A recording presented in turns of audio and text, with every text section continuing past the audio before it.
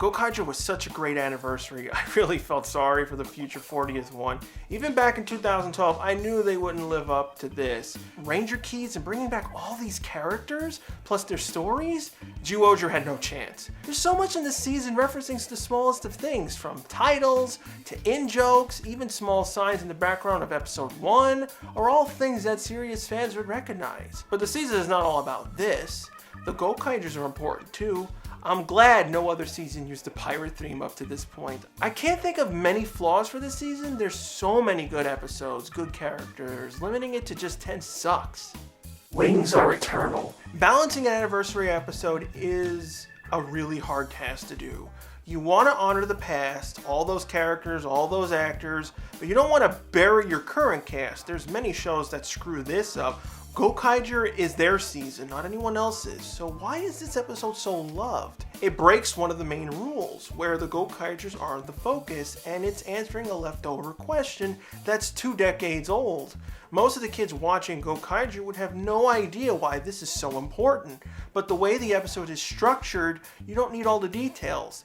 They don't go ad nauseum in the whole backstory of Jetman, they stick to the elements, and whoever remembers Jetman, who grew up with that season, can get answers that they wanted. And if kids are curious, they can go watch the old show. It's a fun episode for everyone. The Gokaigers are known well enough that they can be put in the background. It's not like half the cast isn't known, or that this is a filler when we lack episodes that move the story forward. We can take a break. This episode functions as the last episode of Jetman. There's not that many shows out there that gets a second chance. Everyone shines. When the actors come back on Gokaiger, you can see they really want to play those characters again. A more than usual Gokai change. That traditional body swapping episode that shows love to do, and this was a fun one. Put the foolish character, Doc, with one of the cool characters, Luca, and see what happens. Luca looks down at Doc. She really didn't care for him. He was always a problem. So she started buying clothes. You can't deny that Doc doesn't look ridiculous. But that's Don's body. That's what he wants to wear. It's the appreciation episode. That was the core issue the 5 of them had. You can't blame them. Their worlds were wiped out. How could they trust people on top of themselves? The episode makes sense once you see the whole picture of the season. It's also a good episode for laughs. I really hated that they blew this episode idea in Super Mega Force. They go and change yellow out with blue. So Jake was inside Noah's body.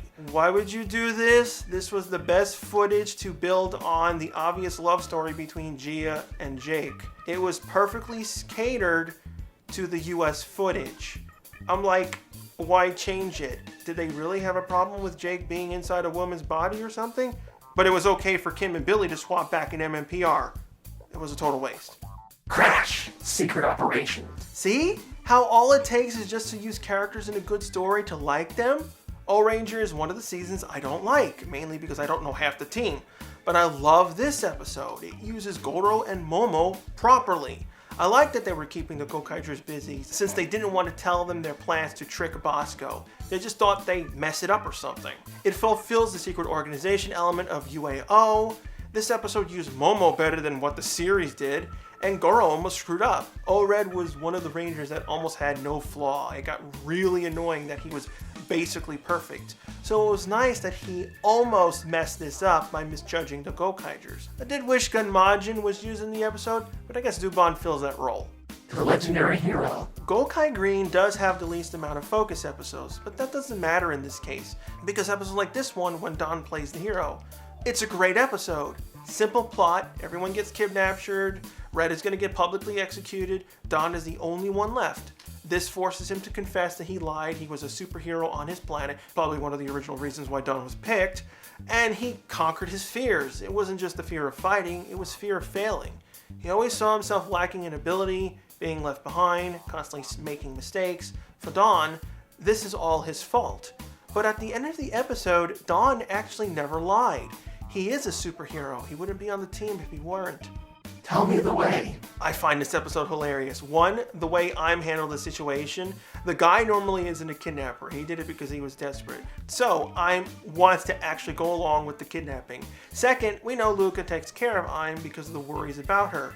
She clearly doesn't need it with examples like this. Everyone gets confused. Im wants to help the guy doesn't understand her, the Zanyak forces attack them, Marvelous doesn't want to pay the ransom, I'm just lets Marvelous blame the bad guys. She's not stupid. The episode's filled with stupid upon stupid upon stupid nonsense. She should know the special. While having all these actors and storylines being picked up again, one thing did lack. I like to see them use their original powers again, which this episode accomplished. Both teams worked great together. Lots of references if you were a fan of Hurricaneger, even a subtle one from Car Ranger, on top of getting a new grand power. I would have loved if all 6 Rangers came back, but just focusing on the main 3 gave more room for the Gokaigers. They had to earn the Hurricanegers' respect. You don't know what's going on. Your powers get taken. You see this team of people who are not from Earth. You're not going to trust them right off the bat. It gives you a way better plot rather than the usual way of them doing team-up specials, where one team does a bad thing so the other team thinks they're evil. I don't really care for that plot anymore. I guess this 2-parter and the Deca Ranger tribute is what sparked both seasons to come back and do 10-year after movies. Gokaiger helped in a lot of ways. This was also done better than the Goseiger vs. Gokaiger portion of the 199 movie. People's lives are the future of the Earth. I love all the guest appearances from past Sentais, but I always found this one to be the best one. Having the old Rangers come back is fun on its own. Seeing what Kai or Jan were up to after their shows ended is special. But when the old character can help out the new ones at the same time the new team has a dynamic that harkens back to the older season story threads, that's a perfect full circle. One of the things right at the beginning of Gokaiger was Luca protecting Aim like her baby sister. This causes issues between the two. Aim feels like she can't do anything without being stopped, while Luca's only doing it so she doesn't have to see someone she cares about get hurt or killed, which happened on her home planet. The same thing happened all the time to Matsuri and her family in Go-Go 5. That was a key theme for the season. Everyone always tried to protect each other, but at the same time, everyone did things for the greater good, making everyone constantly argue. The big offender was Professor Mondo, their father. He faked his death to protect them. Matsuri knows Luca and Aim have to stop this, or it will devolve into a mess, potentially forcing the team to separate. It also works really well because everyone shared this family issue. You didn't mind that the other 4 were not in the episode, while other times you'd want to see more of them. It wraps up Luca and Aim, at the same time closing Go-Go 5 on a good note. The big Abare with the dinosaur robot.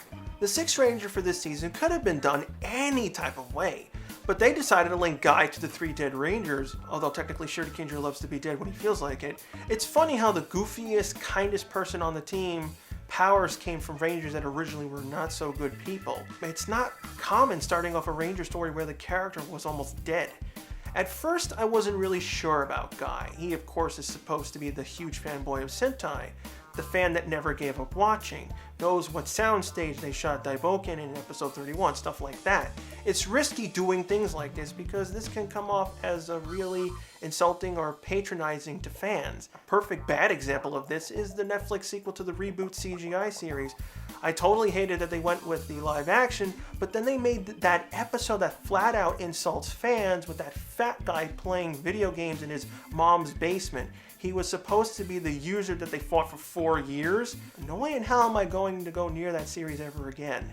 Luckily, Guy didn't fall into that basket. While he's very different to the other Gokaigers, he taught them that humans don't suck. They can do a lot of things. He's also a great encyclopedia for them. They don't have to figure out what Ranger power they should switch to. Tell them endless amounts of info on all their gear. Armor of the 15 Warriors. You'd think that since this was the debut of Silver's Gold mode, that it would solely focus on him. The writers nicely inserted Doc into the episode. I like that Guy has this weird power to fuse keys together. It would have been cool if they kept doing that every so often, like have him merge 2 keys for the others temporarily. As for Doc's story, in other videos I did complain about character development being reset over and over again, like with the SPD team learning teamwork, but a few episodes later they have to do that again. Doc is kind of in the same boat, but when they do the story, it eliminates one aspect of that whole problem. In this episode, it was the issue where Guy can do everything he can. Taking over making food, fighting better. In the Legendary Hero episode, it was about him lying, but in the end, actually being a hero, ending his lack of fighting skills portion. It is reusing the whole I can't be helpful for the team, but it's eliminating one piece at a time, eventually Doc's arc finishing at the end of the season. That's what makes reusing a plot here work versus when PR just resets everyone. A privateer appears. Out of every episode and every character, Bosco was my favorite part of the season. There's tons and tons of rivals done on Super Sentai, from Loki to Laney. They service their seasons fine, but I think Bosco is the best one. He plays your usual expected bad guy, but he can get under not only Captain Marvelous' skin, my own skin. And he did it in such a simple way, stealing ranger powers and using them for evil. Every time he calls Deca Break, Rio, Melee, you get mad. He confuses you. One minute he'll help the Gokaigers, another time he has no problem letting them die. He also hits a nerve with his trumpet. You immediately think Dragon Ranger in your head. He also has a Mobiris, but he sealed the keyhole so he would never use it, just so he can create ghosts to do his bidding. But that's not all. Right when you think he has one piece of good about him, his friendship with Sally, he goes and kills her to screw the Gokaigers over. No remorse, no nothing. Flat out kills Sally. The Gokaigers are the ones that feel sorry. It's messed up, and the writers stick to their guns. They don't give him a sad backstory like he had a little sister dying or something. He's evil, he's insane, does not care about anyone but himself. So Marvelous finishes him off and gets on board the main ship in the process. Yeah, he could have used a little more work, a couple of more episodes here and there, but he will always be the best rival in my eyes. I can go on and on about Gokaiger. Just finding all the references to the past seasons would make a great top 10 episode.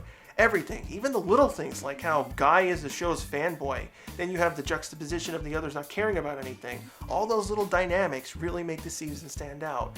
What were your favorite episodes of Gokaiger? If you haven't seen it, I really suggest you do. You don't need tons and tons of backstory on the old seasons. Everything works fine without it. Give this season a try. And if you have a suggestion on a future topic you'd like me to do, leave a comment down below. Next week, I'm going to rate Ranger teams from weakest to strongest. Not story-wise, but from tech, allies, and abilities.